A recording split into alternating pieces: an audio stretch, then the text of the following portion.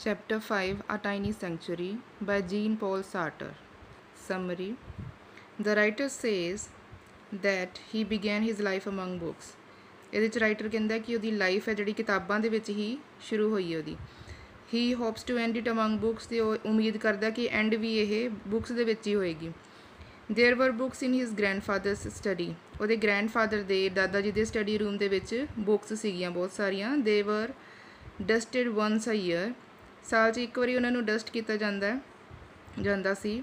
ਹੀ ਰਿਗਾਰਡਡ them as ਸੈਕਰੇਡ ਹੁੰਦਾ ਪਵਿੱਤਰ, ਅਤੇ ਉਹ ਉਹਨਾਂ ਨੂੰ ਉਹਦੇ ਗ੍ਰੈਂਡਫਾਦਰ ਬਹੁਤ ਪਵਿੱਤਰ ਮੰਨਦੇ ਸੀ. ਜਿਵੇਂ ਸੈਂਚੁਰੀ ਦਾ ਮਤਲਬ ਹੀ ਹੁੰਦਾ ਹੈ ਛੋਟੀ ਜਿਹੀ ਪਵਿੱਤਰ ਪਲੇਸ, ਹੋਲੀ ਪਲੇਸ ਛੋਟਾ ਜਿਹਾ.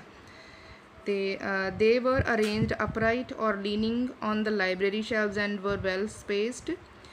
ਉਹਨਾਂ ਨੂੰ ਲਾਇਬ੍ਰੇਰੀ ਦੀ ਸ਼ੈਲਵਸ ਦੇ ਵਿੱਚ ਸਿੱਧੀਆਂ ਹੌਰੀਜ਼ੋਂਟਲ ਅਤੇ ਵਰਟੀਕਲ ਦੋਨਾਂ ਤਰ੍ਹਾਂ ਨਾਲ ਬੜੀ ਵੈਲ ਸਪੇਸ ਕਰਕੇ ਰੱਖਿਆ ਗਿਆ ਸੀ. ਮਤਲਬ ਵਿੱਚ ਜਗ੍ਹਾ ਚੰਗੀ ਤਰ੍ਹਾਂ ਛੱਡੀ ਗਈ ਸੀਗੀ, ਦੂਰ ਦੂਰ ਕਰਕੇ ਰੱਖਿਆ ਗਿਆ ਸੀ. He thought that the prosperity of the family depended upon them.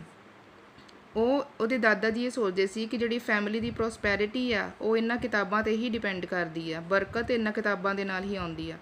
The place was to him like a tiny sanctuary. ਜਿਹੜੀ ਜਗ੍ਹਾ ਸੀ ਜਿੱਥੇ ਕਿਤਾਬਾਂ ਰੱਖੀਆਂ ਸੀ ਉਹ ਉਹਦੇ ਲਈ ਛੋਟੀ ਜਿਹੀ ਪਵਿੱਤਰ ਪਲੇਸ ਵਾਂਗੂ ਸੀ. ਹੀ ਪਲੇਡ ਅਬਾਊਟ ਨੋਇਜ਼ਲੀ ਇਨ ਇਟ. ਹੁਣ ਇੱਥੇ ਹੀ ਹੈਗਾ ਰਾਈਟਰ ਦੇ ਬਾਰੇ ਗੱਲ ਕਰ ਰਹੇ ਆ. ਪਹਿਲਾਂ ਦਾਦਾ ਜੀ ਬਾਰੇ ਦੱਸ ਰਹੇ ਸੀਗੇ ਕਿ ਦਾਦਾ ਜੀ ਬਾਰੇ ਇਹ ਪਲੇਸ ਕਿਹੋ ਜਿਹੀ ਸੀ. ਫਿਰ ਰਾਈਟਰ ਦੇ ਬਾਰੇ ਦੱਸ ਰਹੇ ਆ ਕਿ ਹੀ ਪਲੇਡ ਅਬਾਊਟ ਨੋਇਜ਼ਲੀ ਇਨ ਇਟ, ਵੀ ਉਹ ਉੱਥੇ ਥੋੜ੍ਹਾ ਸ਼ੋਰ ਵਗੈਰਾ ਪਾਉਂਦਾ ਸੀਗਾ, ਪਲੇ ਕਰਦਾ ਸੀਗਾ. ਲੇਕਿਨ ਹੀ ਟੱਚ ਦਾ ਬੁੱਕਸ ਰਿਸਪੈਕਟਫੁਲੀ. ਉਹ ਕਿਤਾਬਾਂ ਨੂੰ ਬੜੇ ਰਿਸਪੈਕਟਫੁਲੀ ਟੱਚ ਕਰਦਾ ਸੀ, ਜਿਵੇਂ ਉਹਨੇ ਹਮੇਸ਼ਾ ਆਪਣੇ ਦਾਦਾ ਜੀ ਨੂੰ ਅਤੇ ਦਾਦੀ ਜੀ ਨੂੰ ਵੀ ਦੇਖਿਆ ਹੋਇਆ. ਟੂ ਹਿਮ ਦੀਜ਼ ਵਰ ਲਾਈਕ ਏਨਸ਼ੀਐਂਟ ਮੋਨੂਮੈਂਟਸ. ਉਹਦੇ ਲਈ ਇਹ ਕਿਤਾਬਾਂ ਐਵੇਂ ਸੀ ਜਿਵੇਂ ਕਿ ਪੁਰਾਣੀਆਂ ਯਾਦਗਾਰਾਂ ਹੁੰਦੀਆਂ ਨੇ. His grandfather handle them very carefully. ਅਤੇ ਉਹਦੇ ਦਾਦਾ ਜੀ ਵੀ ਉਹਨੂੰ ਬਹੁਤ ਕਿਤਾਬਾਂ ਨੂੰ ਬਹੁਤ ਕੇਅਰਫੁਲੀ ਹੈਂਡਲ ਕਰਦੇ ਸੀ, ਸੰਭਾਲ ਕੇ ਰੱਖਦੇ ਸੀ. He would get up absent mindedly, cross the room hastily, pick out a volume and run through it. ਉਹਨਾਂ ਦਾ ਰੋਜ਼ ਦਾ ਰੂਟੀਨ ਸੀ ਕਿ ਐਬਸੈਂਟ ਮਾਈਂਡਡਲੀ, ਜਿਹੜਾ ਕਿ ਬਿਨਾਂ ਪਲੈਨਿੰਗ ਦੇ ਕੀਤਾ ਹੋਇਆ ਕੰਮ ਹੁੰਦਾ, ਜਿਵੇਂ ਰੋਜ਼ ਦਾ ਰੂਟੀਨ ਹੁੰਦਾ ਅਸੀਂ ਜ਼ਿਆਦਾ ਸੋਚ ਸਮਝ ਕੇ ਨਹੀਂ ਕਰਦੇ, ਆਪਣੇ ਆਪ ਹੀ ਹੋਣ ਲੱਗ ਜਾਂਦਾ. ਅਤੇ ਉਹ ਰੋਜ਼ ਆਪਣੇ ਉਸ ਰੂਮ 'ਚ ਜਾਂਦੇ ਸੀ ਅਤੇ ਇੱਕ ਵੋਲੀਅਮ ਕਿਤਾਬ ਦਾ ਚੱਕਦੇ ਸੀਗੇ, ਯਾਨੀ ਕਿ ਕੋਈ ਵੀ ਕਿਤਾਬ ਦਾ ਇੱਕ ਪਾਰਟ ਚੱਕ ਲੈਣਾ. ਅਤੇ ਜਿਵੇਂ ਫਸਟ ਪਾਰਟ ਹੁੰਦਾ ਫਿਰ ਸੈਕਿੰਡ ਪਾਰਟ ਵਾਲੀ ਬੁੱਕ ਹੁੰਦੀ, ਉਵੇਂ ਇੱਕ ਵੋਲੀਅਮ ਚੱਕ ਲੈਣਾ ਅਤੇ ਉਹਨੂੰ ਛੇਤੀ ਪੜ੍ਹਨਾ. ਰਨ ਥਰੂ ਮਤਲਬ ਫਟਾਫਟ ਉਹਨੂੰ ਪੜ੍ਹ ਕੇ ਫਿਰ ਰੱਖ ਦੇਣਾ. The writer got close to his grandfather. Writer ਆਪਣੇ ਗ੍ਰੈਂਡਫਾਦਰ ਦੇ ਬਹੁਤ ਨੇੜੇ ਸੀਗਾ, ਮਤਲਬ ਫਰੈਂਡ ਲਾਈਕ ਰਿਲੇਸ਼ਨਸ਼ਿਪ ਹੋ ਗਿਆ ਸੀਗਾ. He like to see this books which opened like oysters. ਉਹਨੂੰ ਇਹ ਕਿਤਾਬਾਂ ਦੇਖਣਾ ਬਹੁਤ ਪਸੰਦ ਸੀਗੀਆਂ ਜਿਹੜੀਆਂ ਕਿ ਸਿੱਪੀਆਂ ਵਾਂਗੂ ਖੁੱਲ੍ਹਦੀਆਂ ਸੀ. ਸਿੱਪੀਆਂ ਜਿਨ੍ਹਾਂ 'ਚੋਂ ਮੋਤੀ ਨਿਕਲਦੇ ਨੇ ਉਹਨਾਂ ਨੂੰ ਓਇਸਟਰ ਕਹਿੰਦੇ ਆ, ਅਤੇ ਜਿਹੜੀਆਂ ਓਇਸਟਰ ਵਾਂਗੂ ਉਹਨੂੰ ਖੁੱਲ੍ਹਦੀਆਂ ਹੋਈਆਂ ਲੱਗਦੀਆਂ ਸੀ ਕਿਤਾਬਾਂ. His grandmother borrowed books from a lending library two at a time. ਉਹਦੀ ਜਿਹੜੀ ਹੁਣ ਗ੍ਰੈਂਡ ਮਦਰ ਸੀਗੇ ਉਹ ਇੱਕ ਵੱਡੀ ਲਾਇਬ੍ਰੇਰੀ 'ਚ ਜਾ ਕੇ ਉੱਥੋਂ ਦੀ 2 ਕਿਤਾਬਾਂ ਲੈ ਕੇ ਆਉਂਦੇ ਹੁੰਦੇ ਸੀਗੇ ਪੜ੍ਹਨ ਲਈ, ਫਿਰ ਬਾਅਦ 'ਚ ਵਾਪਸ ਕਰ ਆਉਂਦੇ ਹੁੰਦੇ ਸੀਗੇ. These were worthless books with bright covers. ਇਹ ਕਿਤਾਬਾਂ ਕਿਹੋ ਜਿਹੀਆਂ ਸੀ? ਵਰਥਲੈਸ ਯਾਨੀ ਯੂਜ਼ਲੈਸ ਬੁੱਕਸ ਸੀਗੀਆਂ.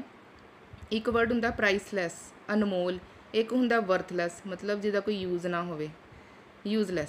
ਬੁੱਕਸ ਵਿਦ ਬ੍ਰਾਈਟ ਕਵਰਸ, ਅਤੇ ਉਹਨਾਂ ਦੇ ਕਵਰ ਬੜੇ ਬ੍ਰਾਈਟ ਹੁੰਦੇ ਸੀਗੇ ਜਿਹੜੀਆਂ ਕਿਤਾਬਾਂ ਲੈ ਕੇ ਆਉਂਦੇ ਸੀ ਦਾਦੀ ਮੰਮਾ.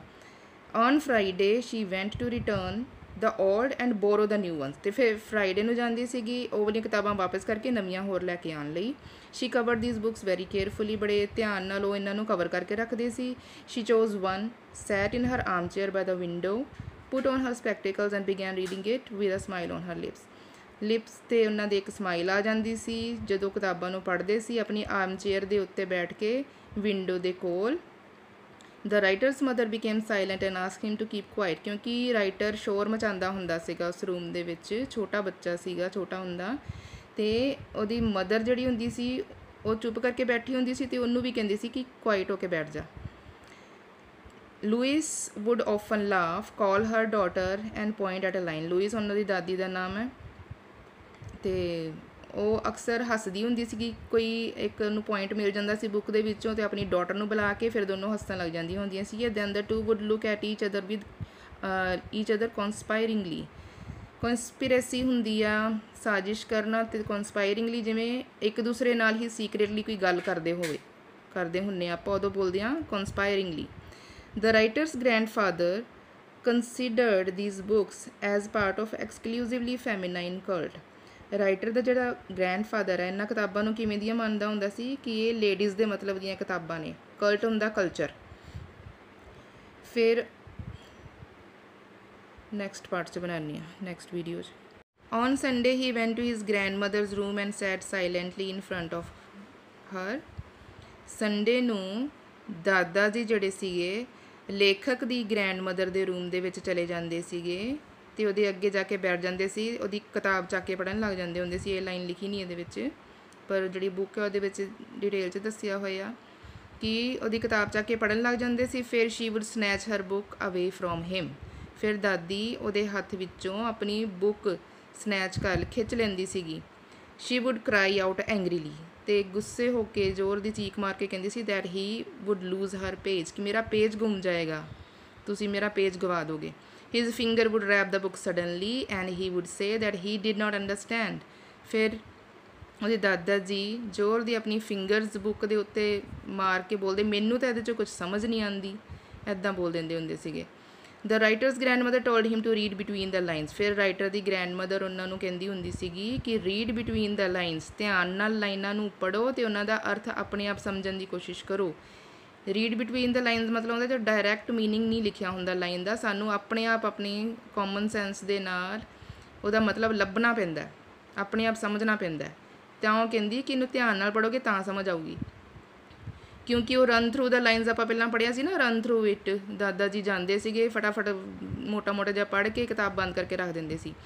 ਫਿਰ in the end he would throw the book down on the table and walk out of the room. ਫਿਰ ਐਵੇਂ ਦੀ ਬਹਿਸ ਕਰਨ ਤੋਂ ਬਾਅਦ ਦਾਦਾ ਜੀ ਬੁੱਕ ਨੂੰ ਜ਼ੋਰ ਦੀ ਟੇਬਲ ਦੇ ਉੱਤੇ ਥਰੋ ਕਰਦੇ ਅਤੇ ਫਿਰ ਰੂਮ 'ਚੋਂ ਬਾਹਰ ਚਲੇ ਜਾਂਦੇ ਹੁੰਦੇ ਸੀ। ਬਸ।